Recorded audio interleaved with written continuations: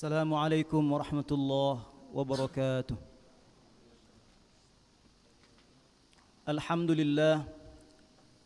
لله الذي جعل الإسلام دين القيم يخرج الناس من الظلمات إلى النور. أشهد أن لا إله إلا الله وأشهد أن محمدا عبده ورسوله الذي لا نبي بعده. اللهم صل على محمد وعلى آله وأصحابه أجمعين ومن تبعهم بإحسان إلى يوم الدين. معاشر المسlimin rahimakumullah. Alhamdulillah wa syukurillah, Allah masih berkenan memberikan kita nikmat sehat, nikmat kesempatan sehingga kita bisa melaksanakan salat zuhur. Dan tadi kita sudah mendengarkan siraman rohani. Mudah-mudahan hati kita semakin subur, hati kita semakin tenang untuk menerima hidayah Allah Subhanahu wa taala yang memotivasi kita untuk semakin taat kepada Allah Subhanahu wa taala. Amin amin ya rabbal alamin. Salawat beriringkan salam kepada junjungan alam Nabi kita Nabi Muhammad sallallahu alaihi wasallam beserta para sahabat tabi'ut tabi'in hingga para pengikut Rasulullah yang istiqamah melaksanakan sunnahnya. Mudah-mudahan di yaumil qiyamah nanti kita bisa berjumpa bersama Rasulullah sallallahu alaihi wasallam di surga nanti. Amin amin ya rabbal alamin. Hadirin hadirat yang dimuliakan Allah Subhanahu wa taala. Pada kesempatan kali ini saya akan mengangkat sebuah tema harta dalam pandangan Islam. Dinul Islam adalah agama yang komprehensif sekali. Tidak hanya membahas pada urusan ubudiyah saja, tapi di luar ubudiyah dalam bab muamalah pun itu dibahas. Termasuk diantaranya adalah babul harta, bab harta. Dalam bahasa Arab, harta itu disebut dengan al-malu. Akar katanya mala yamilu mailan, condong. Maka ketika kita bicara tentang harta, tak ada seorang pun yang tidak suka kepada harta. Ada yang tidak suka kepada harta? Kalau ada orang yang mau ngasih 1 miliar Pak, mau ditolak atau diterima Pak? Ya pasti diterima, ya. Tapi sayangnya memang belum ada yang mau ngasih Pak 1 miliar Pak, ya, kecuali sepeda Pak Jokowi, ya. Hadirin yang dimuliakan Allah Subhanahu wa taala. Oleh karena itu, ya, betapa banyak manusia yang salah kaprah dalam menyikapi harta. Ya, ada orang yang diperbudak oleh harta sehingga dia menghalalkan segala cara. Yang penting, ya, di dunia ini perut saya kenyang, ya, rumah saya mewah, istri saya 4, rumah saya 4, ladang saya 4 hektar. Yang penting begitu, urusan halal haram kumaha engkewe. Nah, ini hati-hati, ini bahaya ini, bahaya ini. Ya, kenapa? Karena memang sikap yang seperti ini sudah banyak kita ketemukan, Pak. Jadi jangan sampai nanti kita salah kaprah, kita yang diperbudak oleh harta. Nauzubillah, tsumma nauzubillah. Rasulullah sallallahu alaihi wasallam ingatkan kita dalam satu hadis, hadisnya sahih, Pak. La ya'tiyanna 'alan nasi zamanun la yubalil mar'u bima akhadha fihi am min halalin am min haram. Nanti akan datang Pak satu zaman di mana manusia sudah tidak peduli lagi harta yang ia dapatkan, rizki yang ia peroleh. Apakah dari rizki yang halal atau dari rizki yang halal. Sikat habis, yang penting saya kenyang. Yang penting rumah saya mewah. Urusan dosa makumaha engke tak gitu. Nauzubillah tsumma nauzubillah. Astaghfirullahaladzim. Maka oleh karena itu saya nggak akan panjang-panjang Pak. Nggak akan panjang-panjang, 15 menit saja. Ya, mudah-mudahan kita ini tercerahkan. Ya, tapi bukan berarti saya menggurui Pak, ya, tidak Pak. Mohon maaf. Ya, karena bapak-bapak dan ibu, ya ada ibunya, ya, sudah lebih tua dibandingkan dengan saya ilmunya.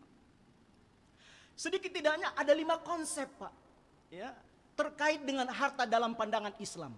Yang pertama, ketahuilah bahwa Allah lah yang memiliki pemilik mutlak seluruh apa yang ada di langit dan bumi. Termasuk harta yang kita miliki, bukan milik kita. Wallahi, harta yang kita miliki, harta yang kita dapatkan, kita kumpul-kumpul, pada hakikatnya bukan milik kita. Bukan milik kita, tapi milik Allah Subhanahu wa ta'ala. Disampaikan dalam banyak ayat Al-Quran. A'udzubillahi minasyaitonirrajim. Dalam surah Ali Imran ayat 109, dalam surah Al-Hasyr ayat pertama, dalam surah Al-Jumu'ah ayat pertama. Itu banyak sekali itu. Dalam surah At-Taghabun ayat pertama juga begitu. Ya, kata Allah, A'udzubillahi minasyaitonir rajim. Walillahi ma fis samawati wa ma fil ard wa ilallahi turja'ul umur. Sabbaha lillahi ma fis samawati wa ma fil ard wa huwal azizul hakim. Yusabbihu lillahi ma fis samawati wa ma fil ard lahul mulku wa lahul hamdu wa huwa ala kulli syai'in qadir. Maknanya itu adalah kepunyaan Allah lah apa-apa yang ada di langit dan di bumi. Tuh. Jadi milik Allah, apa yang ada di langit dan di bumi itu milik Allah, bukan milik kita, Pak. Bukan, Pak. Allah yang tundukkan matahari, bulan, angin, lautan, Allah yang tundukkan sehingga kita bisa makan, Pak. Sehingga nelayan itu bisa ngambil ikan. Subhanallah. Kalau tidak ditundukkan angin, tidak ditundukkan lautan, bahaya manusia ini. Subhanallah, Allahu Akbar. Oleh karena itu manfaatkan harta yang sudah diberikan oleh Allah, jangan sampai kita salah kaprah. Karena banyak orang yang tidak bisa memanfaatkan harta yang sudah diberikan oleh Allah di jalan yang benar. Ini, hati-hati. Kenapa? Karena ternyata memang, Pak, dalam sebuah hadis saya pernah baca, saya bukan nakut-nakutin, Pak. Jangan merasa senang dengan banyaknya harta. Kenapa? Karena semakin sulit pula lah untuk kita mempertanggungjawabkan di hadapan Allah Subhanahu wa taala. Ya, dalam hadis rawahu Abu Daud, la tazulu qadama 'abdin yaumal qiyamah hatta yus'ala 'an arba'in. Pasti akan terus-menerus ditanya oleh Allah, ya, nanti pada hari kiamat dari seorang hamba terhadap 4 perkara, Pak. Terhadap 4 perkara. Yang pertama, an umrihi, akan ditanya, Pak, umur kita, usia kita, Pak. Kalau Allah panjangkan usia kita 70 tahun, kira-kira usia yang panjang itu dipakai untuk kebaikan atau keburukan? Nah, muhasabah diri kita. Nah, kebetulan nyambung pula tadi dengan kultum Pak Dr. Alham kan. Muhasabah, ya. Kira-kira lebih banyak kebaikan yang kita lakukan di usia, umur, usia yang diberikan oleh Allah, atau keburukan yang kita lakukan? Na'udzubillah, tsumma na'udzubillah. Akan ditanya, Pak. Yang kedua, wa an jasadihi fima ablahu, akan Allah tanya nanti terkait dengan tubuh kita, jasad kita. Dipakai untuk apa jasad kita ini? Dipakai untuk apa lisan kita ini? Apakah dipakai hanya untuk pegang handphone saja? Apakah hanya dipakai untuk memberikan komentar-komentar buruk ya kepada orang lain? Itu kan ditanya oleh Allah, hati-hati. Jadi jangan salah itu, ya. Yang ketiga, wa an malihi min aina tasabahu wa fi mawdu'ah, akan ditanya oleh Allah terkait dengan harta yang kita peroleh, Pak, yang kita dapatkan. Dari mana harta yang kau peroleh? Hasil korupsi atau dari hasil jual beli? Kalau dari hasil non halal yang haram, maka siap-siaplah untuk kita ditanya oleh Allah Subhanahu wa taala. Jadi jangan salah. Saya mah ya nggak penting masalah halal dan haram itu. Yang penting saya perut kenyang. Yang penting anak saya itu berkecukupan walaupun dari hasil korupsi. Hati-hati, Pak, hati-hati. Saya nakut-nakutin ini, Pak. Ini betul, Pak. Saya nakut-nakutin. Kalau kita mencari rizki dengan cara yang haram, efek yang ditimbulkannya tidak hanya kita loh, Pak. Wallahi tidak. Tapi kepada anak kita dan istri kita dan keluarga kita. Banyak kejadian seorang suami memberikan makan, memberikan rizki kepada anak dan istrinya, ternyata anaknya menjadi tidak benar, Pak. Keluarganya amburadul, hancur. Benar, Pak? Kalau nggak percaya, buktikan saja. Ya. Dan ditanya juga oleh Allah, harta yang kau dapatkan dihabiskan untuk apa? Poya-poya, ya, pakai judi, atau untuk berjalan di jalan Allah? Dihabiskan untuk berada di jalan Allah Subhanahu wa taala. Jadi jangan koret, ya. Ada kencreng, jangan lewat saja, isi. Bisa jadi 100.000, 10.000 itu justru itulah yang menyelamatkan kita dari siksa api nerakanya Allah. Makanya kita diingatkan oleh Rasulullah sallallahu alaihi wasallam, ittaqun nara walau bisyiqqi tamratin. Takutlah kalian kepada api nerakanya Allah walau dengan hanya bersedekah sebutir biji kurma. Subhanallah, Allahu Akbar. Jadi berlomba-lombalah kita.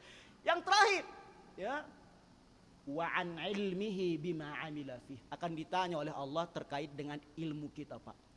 Diaplikasikan, digunakan, diamalkan, diajarkan kepada orang lain, atau disumputkan, atau disembunyikan. Naudzubillah, tsumma naudzubillah. Yang kedua, ini udah lebih ya, sedikit lagi, Pak, sedikit lagi.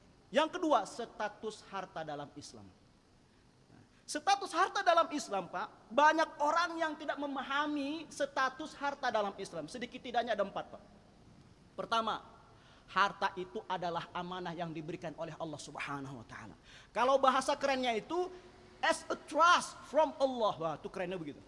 Merupakan titipan yang diberikan oleh Allah Subhanahu wa taala. Satu saat akan diambil oleh Allah. Kalau diambil jangan terlalu berlebihan meratapinya. Paham, Pak? Makanya kenapa dalam surah Al-Baqarah ayat 156 kita diingatkan oleh Allah doa istirja. Kalau kita dapat cobaan, musibah apapun itu, maka berdoalah dengan doa inna lillahi wa inna ilaihi raji'un. Kemudian dalam hadis baca doanya, hafal Pak? Allahumma ajirni fi musibati wa akhluf li khairan minha. Kata Allah apa? Inna lillah. Sesungguhnya kita ini semuanya milik Allah. Wa inna ilaihi raji'un. Dan sesungguhnya kita akan kembali kepada Allah Subhanahu wa taala. Bersedih? Boleh bersedih. Hilang istri, hilang anak, hilang motor, hilang harta kita, boleh kita bersedih. Tapi jangan sampai kita meratapinya. Allah Akbar. Subhanallah. Kemudian status harta yang kedua adalah harta sebagai perhiasan hidup. Maka kata Allah, tidak ada seorang pun yang tidak suka kepada harta. Karena memang sudah fitrah yang disampaikan oleh Allah dalam surah Ali Imran ayat 14. A'udzubillahi minasyaitonirrajim. Zuyyina lin-nasi hubbus syahawati minan nisa'i wal banin wal qanatir al-muqantarati minadh dhahabi wal fiddah wal khailil musawwamati wal an'am wal harth. Dzalika mata'ul hayatid dunya wallahu 'indahu husnul ma'ab. Kata Allah, dijadikan indah dalam pandangan manusia apa yang mereka inginkan, rasa suka, rasa cinta, ya, senang kepada yang namanya wanita, Pak. Ya, senang Pak pada wanita, Pak. Makanya kan pengen kawin, Pak, ya, dulu ya. Sudah dikasih 1 istri, pengen 2 istri. Kalau dapat izin, mangga. Kalau nggak dapat istri, udah nanti saja dia yaumil kiamah, dikasih oleh Allah bidadari-bidadari di surga. Ya. Wal banin dijadikan indah juga, ya, suka senang kepada yang namanya anak kecil. Subhanallah, Allahu Akbar. Tidak hanya itu, al-muqantarati, ya, wal qanatir, perhiasan, Pak. Perhiasan dalam bentuk apa? Emas, perak. Makanya sekarang itu orang berlomba-lomba untuk investasi dalam bentuk emas, Pak. Ya, kalau tidak ada emas, cukup emas Jawa saja, Pak, boleh. Ya. Kemudian wal khailil musawwamati wal an'am, suka juga yang namanya manusia itu kepada kuda pilihan, ya, kemudian binatang ternak, kemudian sawah, ladang. Nah, itu manusia suka, Pak. Dari kemataul hayatid dunya, kata Allah, itulah perhiasan dunia, kesenangan dunia. Jadi bicara tentang dunia ini memang tidak ada habis-habisnya. Bicara tentang harta ini memang tidak ada habis-habisnya. Maka yang perlu kita pahami adalah jangan sampai tujuan hidup kita hanya mengejar harta. Ada sebuah statement, Pak. Kira-kira statement ini mana yang kita pilih? Kita pilih hidup untuk makan atau makan untuk hidup? Pilih, Pak. Makan untuk hidup atau hidup untuk makan? Wah, subhanallah, Allahu Akbar, ya. Jangan sampai kita memilih dengan pilihan yang salah, Pak. Ya. Kalau makan untuk hidup, ya, maka pemahaman ini memahami bahwa hanya dengan makan saja kita bisa hidup. Tujuannya bukan hanya makan, tujuannya bukan makan. Kalau tujuan kita makan, maka akan menghalang ke segala cara. Yang ada dalam pikirannya hanyalah uang, makan, minum. Berarti sama dengan binatang ternak, gitu. Tapi kalau kita memahami, ya, tujuan hidup kita hanyalah makan saja. Hidup ini untuk makan, hidup ini untuk makan, ya. Maka kita memahami segala sesuatu ini, ya, dengan uang. Kalau saya bekerja, kira-kira berapa duitnya ini? Nah, ini hati-hati, Pak. Nggak peduli dia masalah halal dan haram. Maka pernyataan yang benar itu adalah, ya, makan kita ini, Pak, untuk hidup, Pak. Ya, bukan hidup untuk makan. Allah. Hadirin yang dimuliakan Allah Subhanahu wa taala. Kemudian yang ketiga, harta itu sebagai ujian keimanan. Ada kalanya dengan harta orang menjadi lupa kepada Allah. Dikasih kekayaan dia menjadi orang yang bakhil, kikir. Maka diingatkan oleh Allah dalam surah Al-Munafiqun ayat 9, A'udzubillahi minasyaitonirrajim, ya ayyuhalladzina amanu la tulhikum amwalukum wala auladukum an dzikrillah. Hati-hati ya. Maka mari sama-sama untuk kita jadikan harta itu hanya sebagai fasilitator untuk kita semakin dekat kepada Allah. Oleh karena itu yang keempat itu adalah harta sebagai bekal ibadah. Ya, bisa Pak kalau kita sholat dalam keadaan kelaparan? Bisa, tapi nggak khusyuk. Itu, ya. Maka harta itu sebagai bekal ibadah, Pak. Jadikan harta yang kita dapatkan kita sisihkan kepada fakir dan miskin. Insya Allah harta kita akan menyelamatkan kita dari siksaan api neraka.